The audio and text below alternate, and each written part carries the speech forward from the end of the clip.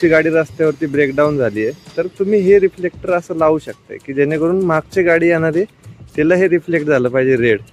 तर असं कोणताही कायदा नाहीये किंवा कायद्यामध्ये याचा कुठेही उल्लेख नाहीये की हे तुम्ही पुढं लावा.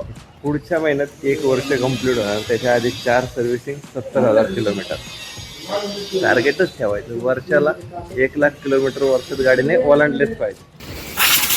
काय लागेल कसं आहे.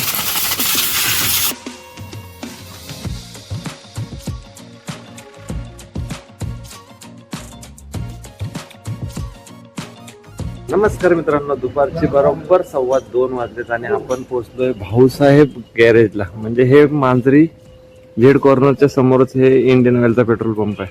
आपण आतापर्यंत आपल्या गाडीच्या आहे ना 3ही सर्व्हिसिंग इथंच केलेली आहेत बघा. ऑथोराइज सर्व्हिस सेंटर येतं महिंद्राचा आणि मग मी डायरेक्टली इथंच घेऊन येतो. तर लास्टचा ब्लॉग तुम्ही पाहिला असेल, त्याच्यामध्ये आपण आहे ना राजकोटवरतून जी काही जर्नी सुरू केलेली आहे बँगलोर पर्यंतची, तर रात्री पुण्यात यायचं आणि तो ब्लॉग तिथंच आपण संगमनेरपाशी एंड केला होता आणि मग घरी आलो. सकाळी पोहोचलो. ॲक्च्युली सकाळी आलो घरी. आपली याची पीओडी द्यायची होती जी पुणे टू राजकोट म्हणजे जामनगरच्या ट्रिपची, तर ती पीओडी पण दिली. घरी आलो, मस्तपैकी फ्रेश झालो आणि जाता बोललो आता सर्व्हिसिंग करून घ्यावी म्हणून डायरेक्टली पोहोचलो आपण गॅरेजवरती.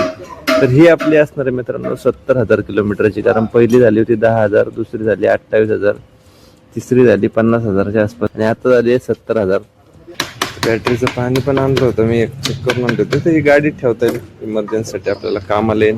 बाकी या सगळ्या गोष्टी आपल्याला चेंज करून घ्यायच्यात गाडीच्या. आणि सगळ्यात महत्त्वाचा मुद्दा, आपले RTO पोलीस ह्या गोष्टीसाठी सध्या त्रास देतात. हे मी ऑलरेडी घेतलं त्यावेळेस चिपकून टाकले ते परमनंटली फिक्स, त्यामुळे ते आहे. पण त्याचा ॲक्च्युअल नियमामध्ये ते नाही आहे. नियमामध्ये ही सफेद रिफ्लेक्टर पट्टी पुढे, कारण समोरून येणाऱ्या गाडीला समजावं की पुढं कोणतीतरी गाडी आहे, ही येलो साईडला. आणि रेड रिफ्लेक्टरचा नियम जो आहे तो बॅक साईडला.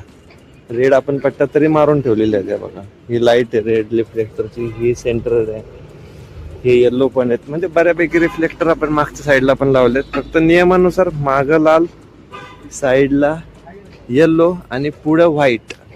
आणि आपल्या सगळ्यांना गाडीमध्ये हे रिफ्लेक्टर दिलं जातं. आता मी रिफ्लेक्टरच्या मुद्द्यावरती थोडा जोर का देतोय की पोलीसवाले तुम्हाला पकडतात आणि रिफ्लेक्टरचे फाईन मारतात, बरोबर ना. आता हे रिफ्लेक्टर आपल्याला दिलं जातं. ॲक्च्युली हे असं आहे, असं जोडलं तर ते कम्प्लीट होणार हे रिफ्लेक्टर, बरोबर का. ची गाडी रस्त्यावरती ब्रेकडाऊन झाली आहे तर तुम्ही हे रिफ्लेक्टर असं लावू शकताय की जेणेकरून मागची गाडी येणार आहे त्याला हे रिफ्लेक्ट झालं पाहिजे रेड, की स्टॉप.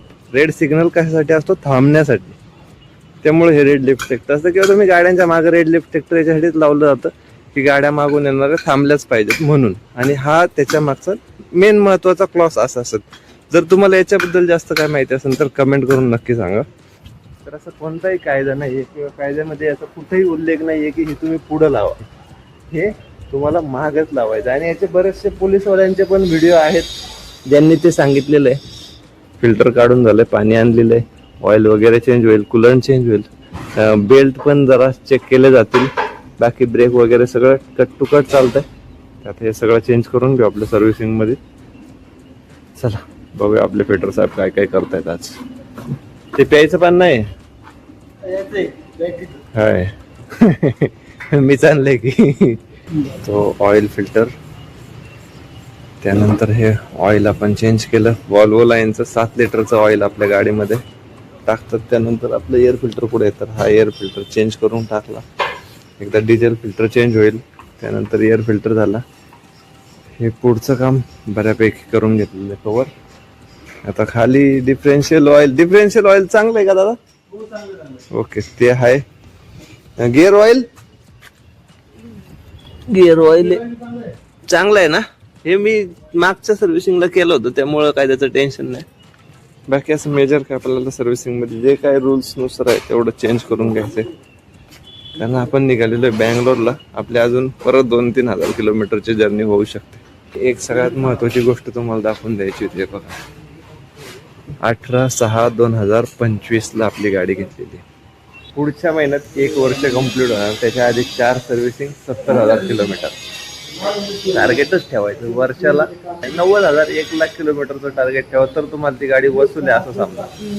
हे बिझनेसचं स्ट्रिक्ट ठेवा किंवा हे टार्गेट ठेवा 1,00,000 किलोमीटर वर्षात गाडीने ओलांडलेच पाहिजे तर तुम्हाला बऱ्यापैकी बिझनेस आहे. जर तुम्ही 40-50 हजारावरती बिझनेस करत असाल ना तर समजून घ्या की नाही कुठंतरी गणित चुकतंय, काहीतरी मिस होतंय. तसे प्लॅनिंग करणं गरजेचं आहे. ओ मिस्त्री आतून बघा आतून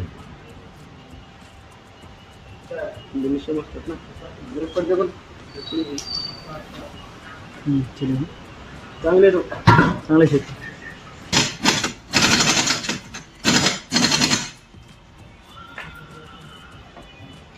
तर मित्रांनो कधी पण आहे ना एक गोष्ट लक्षात राहू दे, तुमचे जे ड्रम आहेत याच्या आतमध्ये आहे ना माती बघा किती असते. तर तुम्हाला जेव्हा पण टाइम भेटत जाईल ना त्यावेळेस हे खोलून चेक करत जा तुमच्या लायनरची कंडिशन काय आहे. हे बघा किती डस्ट आहे आतमध्ये बघा, तुमच्या लक्षात येईल किती सारी माती त्याच्यात. जरी लायनर चांगल्या कंडिशनला असले ना तरी हे चरचर चरचर चरचर करतात आणि ही बर नंतर आहे ना इकडे जर अशी कुठे अटकली आहे साईडवरती तर ते मग त्याला परत डिस्कला कटबीट मारावे लागते. हे तुमच्या पण लक्षात येईलच. मार फुल प्रेशरने कसं आहे धूळ.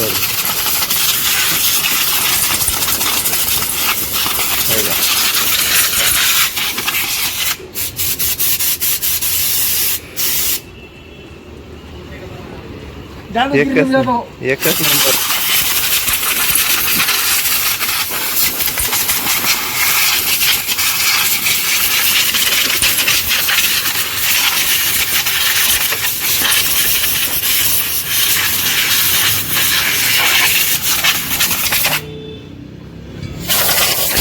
नव्यासारखं बघा मित्रांनो ही एक मशीन होती 6 फूट बाय 3 फूटचे. हे कॉम्प्रेसर सारखं आहे, हे केबल आहेत, हे एक बॉक्स आहे, त्या आंब्याच्या पोट्या 2 बँगलोरला जायचे ते आहेत. एवढं खरं मटेरियल झालं आपलं सर्व्हिसिंगचं काम बऱ्यापैकी. चला एकदा आता हिशोब करून घेऊ म्हणजे आपली गाडी आता बाहेर येईल, त्या दादांची गाडी आतमध्ये जाईल. भाऊसाहेब ऑटोमोबाईल्स आणि हा इंडियन ऑइलचा झेड कॉर्नरचा पंप. तुम्हाला गाडीचं काम करत असेल हा पंप लक्षात ठेवा आणि शेजारीच आहे, येऊन सर्व्हिसिंग करून घेत चला. बोला छत्रपती शिवाजी महाराज की जय. तर 4:45 वाजलेत मित्रांनो बरोबर. आणि हे बघा आपलं किलोमीटर 70,665 ज्यात आपण 4थी सर्व्हिसिंग केली आहे गाडीची. आणि आता निघालो डायरेक्टली थेऊर मार्गे बाहेर पडणार आपण, म्हणजे मांजरीत आहे सध्या. आणि थेऊरच्या रोडने म्हणजे ट्रॅफिक पेक्षा इकडून बाहेरच्या बाहेरून गेलेलं आपल्याला फायद्याचं ठरतं म्हणून इकडून निघालोय. तर ही आपली 4थी सर्व्हिसिंग होती पेड. आणि ह्या टोटली सर्व्हिसिंगला मित्रांनो आपल्याला खर्च आलाय 5,000 रुपये. लेबर चार्जेस 4थ्या सर्व्हिसिंगला ऍड होतात. आणि हे ऑथोराइज सर्व्हिस सेंटर असल्यामुळे आपण काम त्यांच्याकडूनच करून घेतो. आणि भरपूर असे आपले पुण्यातले ड्रायव्हर त्यांच्याकडेच काम करायला येत असतात कारण ते काम चांगलं करतात म्हणून. तर तुम्ही जर पुण्यात असाल किंवा तुम्ही पुण्यामध्ये आले तुम्हाला सर्व्हिसिंग करायची तर येऊ शकताय. लँडमार्क आहे झेड कॉर्नर मांजरीचा आणि त्याच्यापाशी इंडियन ऑइलचा पेट्रोल पंप. लक्षात राहू द्या म्हणजे तुम्हाला यायला काय अवघड नाही. घ्या गणपती बाप्पाचं नाव. बोला गणपती बाप्पा मोरया. चिंतामणीचं घ्या दर्शन इथून बाहेरनच. थेऊर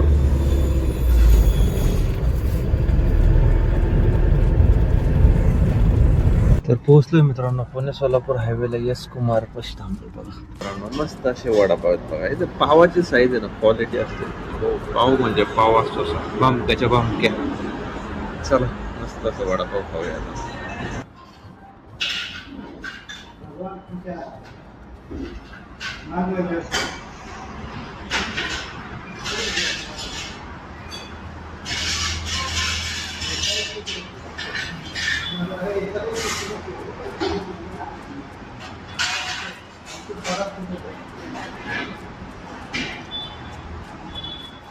तर चहा नाश्ता उरकलाय मित्रांनो आपला. 2 वडापाव एक चहा घेतला. 6 वाजलेत बरोबर. आता आपण कुंजीरवाडीमध्ये म्हणजे तिथं नाश्ता उरकून घेतला. आता पुढे जाऊन राईट घ्यायचा आपल्याला डायरेक्ट. तो रोड डायरेक्ट जातो जेजुरीला. मग जेजुरीवरतून आपला रेग्युलर रूटने पुढचा प्रवास कंटिन्यू करायचा. म्हणजे जेजुरी त्यानंतर लोणंद, लोणंदवरतून फलटण, पंढरपूर, बाकी बघू. बराच तोच रूट आहे. सूर्य मावळायला गेलाय. कशी कशी जागेवर टेकडी. हा ना.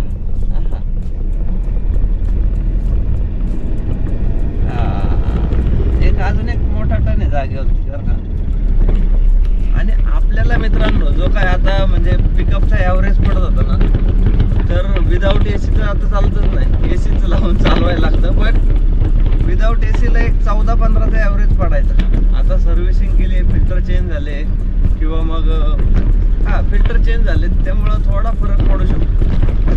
जर ॲव्हरेज वाढलं तर चांगलं, ते पण आपल्याला चेक करता येईल. म्हणजे सर्व्हिसिंग नंतर किती फरक पडतो. कारण सेकंड सर्व्हिसिंग नंतर आपल्याला ॲव्हरेज वाढला होता. त्याच्या आधी आपल्याला 12-13चा ॲव्हरेज द्यायची गाडी, त्यानंतर मग डायरेक्टली 15-16-17 पर्यंत ॲव्हरेज द्यायला लागली गाडी. आणि मग आता परत जसं हे सुरू झालं ना, हिवाळा उन्हाळा, तसा ॲव्हरेज झाला कमी. आता बघूया हे सर्व्हिसिंग नंतर आता किती फरक पडतोय आपल्याला ॲव्हरेज वरती. बोला येळकोट येळकोट, जय मल्हार. तर शेजारीच मित्रांनो जेजुरी गाडी दिसत असेल तुम्हाला. पोहोचलो आपण जेजुरीला. टायमिंग झालाय बरोबर 7चा आणि आपण डिझेल पण भरून घेतलं होतं. डिझेल झालं, त्यानंतर मध्ये एक ATM होतं, तिथून आपण पाणी पण भरून घेतलं थंडगार असं. आणि गाडीची सर्व्हिसिंग पण झाली, आपली पोटपूजा पण उरकली. आणि जो पुण्यावरतून जेजुरीला जो टोल नाका लागतो ना, तर ह्या रोडने आल्यानंतर तो टोल कटत नाही. त्यामुळं हा ऑप्शन चांगला आहे. म्हणजे पुण्यातून उरळी कांचन मार्गे सुद्धा येऊ शकता, टोल वाचतो एक. म्हणजे एप्रिल महिन्यात आपली एक पण साऊथची ट्रिप झाली नाही. आपण पूर्ण 3ही ट्रिपा गुजरातच्याच मारल्यात. एक आला होता चान्स, तो पण गेला कडप्पाच्या ट्रिपचा, आहे की नाही. तर त्यामुळं काही इकडे येणं झालंच नाही. आणि आता ज्या वेळेस आला आपण, तर हा बऱ्यापैकी रोड, पालखीचा मार्ग 90% कम्प्लीट झालाय. सगळे बायपास ऑलमोस्ट डन आहेत. टोल पण सुरू झाले आहेत आणि टोलवरतून इश्यू पण सुरू झाले आहेत. म्हणजे तुम्ही न्यूज जर बघत असाल तर तुमच्या लक्षात आलं असेल. रस्ता खूप छान आहे, मस्त असा डांबरी रोड बनवला आहे, झाडं पण लावलेली आहेत. अशी झाडं तर असं म्हणजे ते दिखाव्यासाठी लावलेली आहेत, सॅम्पल म्हणून. बिचारी जिवंत नाही आहेत सध्या, जी टिकली ती वाचली, जी बाकी आहे बघा असं आहे. म्हणजे थुक्का लावल्यासारखी झाडं लावलेली आहे त्यांनी, बाकी काय नाही. कारण हा तर रोड पालखीच्या उद्देशाने बनवला आहे ना, तर हा रस्त्याचा मेन पर्पज आहे. तसं तर हा कनेक्टिव्हिटीचा रोड आहे. म्हणजे साऊथ कनेक्टिव्हिटीसाठी तर हा भविष्यात भरपूर असा वापरला जाणार. पण सगळ्यात महत्त्वाचा, हा जर पालखीचा मार्ग म्हणून बनवत आहे, म्हणजे पायवारी ह्या रस्त्याने जाणार, वारकरी ह्या रस्त्याने जाणार, तर त्यांच्या निवाऱ्यासाठी सावली कुठे आहे. चांगली चांगली झाडं लावा, जी जास्तीत जास्त गारवा निर्माण करतील. रस्ता खूप छान आहे, क्वालिटीचं काम आहे. टोल घ्या, काही प्रॉब्लेम नाही, पण फॅसिलिटी पण द्या. झाडं लावा जी जास्त टाइम गारवा रस्त्यावरती टिकवून ठेवतील. तर बरोबर 10:15 वाजलेत मित्रांनो, आपण पंढरपूरमध्ये पोहोचलोय. चला पुढच्या चौकातून लेफ्ट.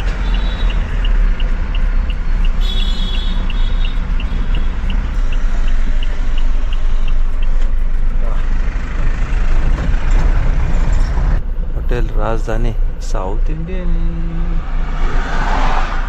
कळा ना. ते तर प्युअर व्हेज, समोर नॉनव्हेज. या मित्रांनो, मस्त अशी शेव भाजी आज आपण मागवली बघा. झणझणीत कांदा लिंबू, कडक कडक रोटी, बॉटल. आपली गाडी लावलेली त्या साईडला. हे बघा असं काहीचं हॉटेल आहे. चला जेवण उरकूया. जेवण उरकलं, थोडा प्रवास खेचून घेतला, म्हणजे 5-1 किलोमीटरच खेचला असेल. बरोबर 12:15 झालेत. आता आराम करायला थांबू, झोप होऊन जाईल. कारण झोपच होत नाही. 4 दिवस झाले कंटिन्युअसली गाडी पळते. म्हणजे 3-4 तास झोप होती आणि असंच प्रवास खेचला जातो. तर आता मस्तपैकी झोपतो. सकाळी 5चा अलार्म लावला. त्या काकांना सांगितलं, म्हणलं उठवा सकाळी 5 वाजता. ते बोलले ठीक आहे चालतंय. चला अजून भरपूर अशी जर्नी बाकी आहे. कारण अजून बँगलोरला जायचं आहे. बँगलोरवरून बुकिंग शोधायचं आहे, बरंचसं काही आहे. तर चला हा ब्लॉग इथे सेट करतो. आजचा ब्लॉग कसा वाटला ते कमेंट करून नक्की सांगा. आणि चॅनलवरती नवीन असेल तर सबस्क्राईब करा. सगळ्यांना गुड नाईट.